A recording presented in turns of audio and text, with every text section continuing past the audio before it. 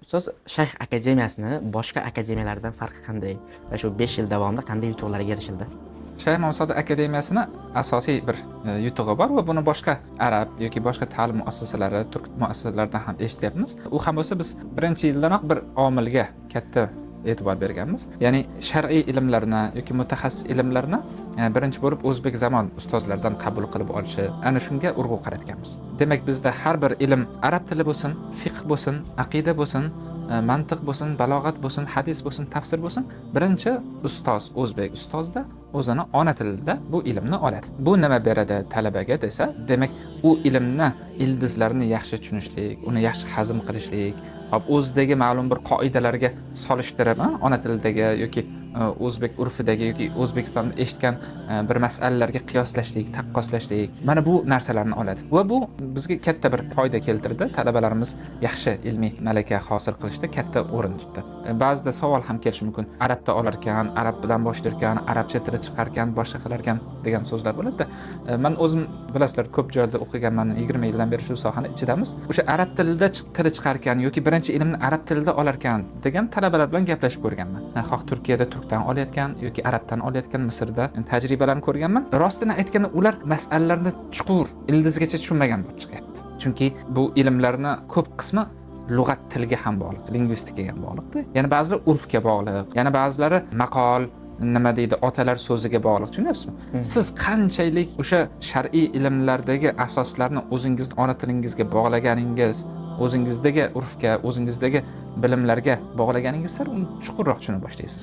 Shuning uchun bizda bu narsa markazga qo'yilgan. Va buni ko'p ustozlardan e'tirofni eshityapmiz. Ya'ni shu narsa yaxshi ekan, hattoki bizga yuborishyaptiki, misol bir o'zbek talabi bo'lsa, shunga shu darsni o'qitib bersanglar, ertaga misol uchun shar'iy ilmdan kelasi hafta, kelasi oy boshlaydigan shu ilmni birinchi sizlarning tilinglardan bir tushunib olsa deb bizga ana shunday fikrlar, xulosalar kelyapti. Demak, birinchi yutuqlarimiz shu deb o'ylayman. Ikkinchi yutug'imiz esa bu ham Turkiyada bo'lib turib, lekin shar'iy ilmlarni va uni tatbiqini, uni yashashini, uni hozir kundagi yashatish ko'rinishlarini o'zimizning O'zbekistonda shar'iy ta'lim muassasalarida o'qigan ustozlardan olishi. Misol bizdagi shu o'zbek zamon ustozlarimiz deyarli 100% yo oliy ma'had yoki Buxorodagi oliy Mir Arab madrasasi. Qo'yingki, o'zimizda diniy ta'limni tugatib, bu yerga kelib, yana ustida ishlab, hozir talabalarimizga dars berayotgan ustozlar. Demak, o'zbek bo'lishi bir narsa, lekin ularni o'zimizda islomiy ta'lim muassasalarida, o'zimizda sistemada o'qib chiqqani ham bir xususiyat. Bu katta narsani beradi. Ilm olish bor. Ilm olib, lekin uni tatbiqotga ko'chirishlikda uning uchun katta bir insoniy, tarixiy tajriba kerak. Milliy tajriba kerak. Misol uchun bismillohni aytish bir ish boshlayotganda deydigan bo'lsa, hop aytish bu hadisda turibdi, Allohning barakasi boshqasi bo'ladi. Lekin buni biz o'zbek xalqi qanday ishlatganmiz? Qanday biz ichimizga kirib ketgan? Qaysi joylarda ishlatiladi? Bu oddiy bir misol. Shunga o'xshagan fiqh bo'lsin, aqida bo'lsin, boshqa bo'lsin, barcha sohada shar'iy ilmlarimizni, islomiy ilmlarimizni O'zbekistonda qanday tatbiq qilinish ko'rinishi bilan, mana bu tajribasi bilan talabalarimiz oladi. Misol shar'iy ilmni olgandan keyin oladi, o'rganadi, shunday qilish kerak ekan deydi talaba. Lekin yurtiga qaytsa, boshqa bir tizim, boshqa bir an'ana, boshqa bir urf-odat. U o'rgangan narsasi bilan uni yashatish borasida to'qnashuv, ziddiyat yuzaga keladi. Ko'pincha tashqarida o'qib kelayotgan, demak, yoshlar yurtga borib bir ixtilofga sabab bo'layotganlarni asl ildizlari shu. Ular Misrda o'qigan bo'lsalar, u ilmni misrcha tatbiqini olganlar. Turkiyada o'zi turkiyacha, Urdunda o'zi urduncha, boshqada o'zi boshqacha. Bu yerda arab ustozlarimiz ham aytganmizki, mana bu borada deb qo'yishadi, o'zingizlarni yurtinglardagi urfga qaranglar. O'zingizlarni yurtinglardagi an'anaga qaranglar.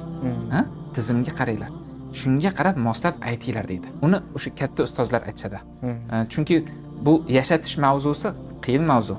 Bir qaraganda o'qida bo'ldi, amal qiladi deysiz. Yo'q. U amal qilish bilan bilgan narsani yashatish u o'ta hakimona, o'ta tajribaga suyangan narsa bo'lishi kerak. Men olim bo'lsa ham, boshqa bo'lsa ham biz avval shu o'zimizda madrasa mahad o'qiganmisiz degan savollar beramiz. Chunki biz ustozlarimizda ko'rganlarimiz bor, yurtimizda yashaganimiz bor. Biz ustozlarimiz qo'limizdan ushlab o'sha ma'rakalarga, janozalarga, boshqalarga olib borishardi yoki bir masjidga kelib turib, vaqti yotib qolib, u eshitardik ustozlardan. Bilingan bilimlarni qanday ishlatishyapti, qanday tatbiq qilishyapti. Va bu bilganlarimizni albatta biz ham shunday tatbiq qilib talabalarimizga o'rgatamiz. Misol uchun oddiy bir masala, ko'tarilib turadi. Zakot berishlikda tilladan berish kerakmi, kumushdan berish kerakmi masalasi. Hamma o'zini urfiga qarab beradi. Turkiyada boshqacharoq, o'zimizda boshqacha, Pokistonda boshqacha. Tushunyapsizmi? Talaba biladi. Hop, lekin o'zingni yurtingda qanday bu? Tadbiqot qanday ishlaydi? Buni bilib qo'yish kerak bo'ladi. Shuning uchun ustozlarimizga aytamizki, o'sha an'ana bilan kelayotgan islom tatbiqini, tajribasini talabalarimizga o'rgataylik.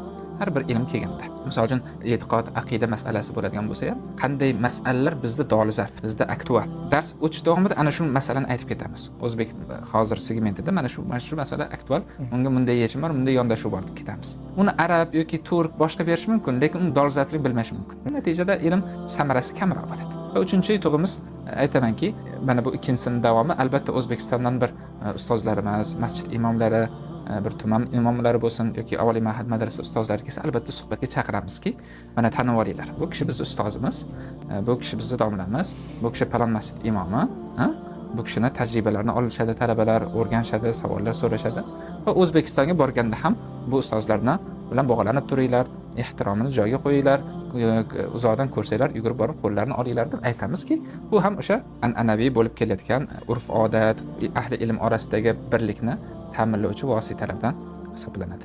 Endi akademiyamizning ikkinchi jihatdagi ustunligimiz esa ilmiy dars beruvchi ta'lim kadri. Arab ustozlari ham men ishga olar ekanman. Ularni nafaqat yosh katta, faqat tajribali bo'lishiga emas, balki menga biroz yoshroq, qiziqqon, g'ayratchan, talabchan ustozlar bilan ishlash ko'proq yoqadi. Chunki bizni yoshlarimiz hozirgi demak yangi ta'lim berish uslublari boshqalariga yaqin bo'lgani uchun unga o'zining yoshiga yaqinroq bir ustozlar kerak. Ayniqsa texnik ilmlar, ulumul alat deymiz.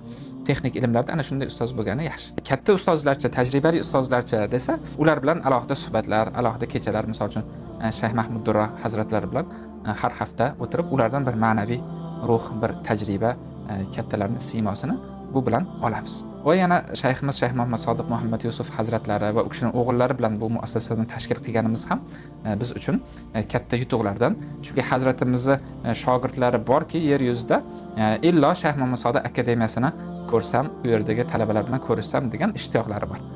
Shuning uchun Turkiyada bo'lsak, ular ziyoratga yoki sayohatga kelsa, albatta kirib, bu yerdagi faoliyatlar bilan tanishib va qo'llaridan kelgan yordamlarni ayashmaydi.